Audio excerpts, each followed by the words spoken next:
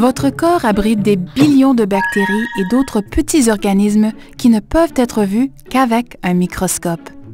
Le vaste univers de ces organismes, ou microbes, qui vivent à l'intérieur et à la surface de votre corps est appelé le microbiome humain. Nous comprenons maintenant que le microbiome, et en particulier les microbes se trouvant dans l'intestin, où la plupart vivent, joue un rôle clé dans presque tous les aspects de notre santé et de notre bien-être, particulièrement durant l'enfance. Dès la naissance, les microbes se trouvant dans l'intestin accomplissent des tâches importantes, comme nous aider à décomposer et à absorber la nourriture, protéger l'intestin des organismes nuisibles et aider à former le système immunitaire en développement d'un enfant, afin de le protéger contre les infections et les maladies. L'étude de cohorte Child est un projet de recherche canadien unique qui étudie le microbiome ainsi que la santé et le développement de presque 3500 enfants partout au pays, de la grossesse à l'âge scolaire et au-delà. En suivant ces enfants et leurs familles pendant de nombreuses années, l'étude Child a permis de faire des découvertes passionnantes sur la façon dont les types et l'équilibre de certaines bactéries peuvent influencer la santé, et la façon dont les changements touchant le microbiome peuvent expliquer en partie l'évolution des taux d'asthme, d'allergie, d'obésité et d'autres maladies chroniques chez les enfants.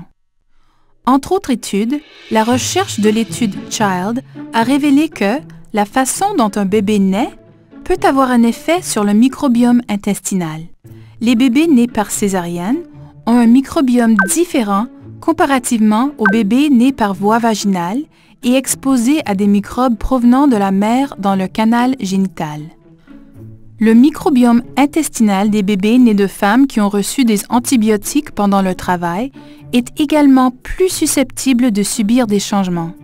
Alors que les antibiotiques tuent les microbes nocifs qui causent les infections, ils peuvent également éliminer les bons microbes, ce qui peut faire en sorte que les bébés présentent un risque plus élevé d'allergies infantiles et d'autres affections au fil du temps.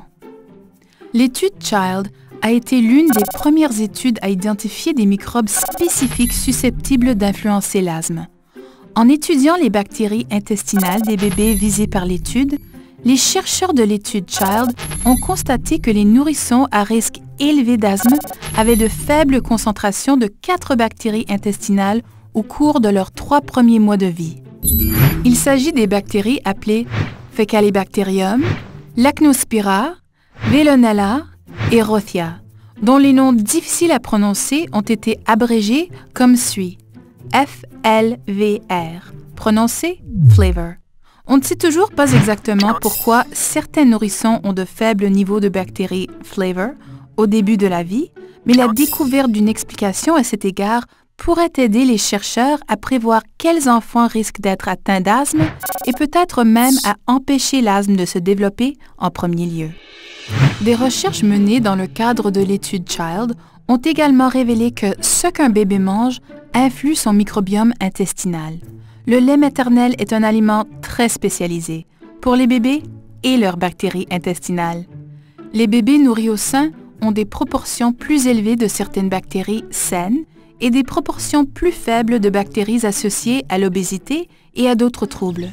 Cela signifie que l'allaitement maternel peut influencer sur le microbiome d'un bébé et contribuer à la protection contre l'obésité durant la petite enfance. Des facteurs propres au milieu familial, comme l'utilisation fréquente de produits de nettoyage ménager ou la présence d'un animal de compagnie à poil, peuvent aussi influer sur le microbiome d'un bébé.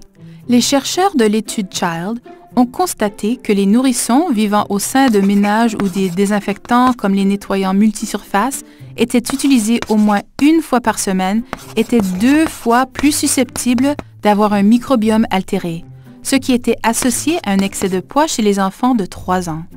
D'un autre côté, la présence d'un animal de compagnie pourrait influencer positivement le microbiome.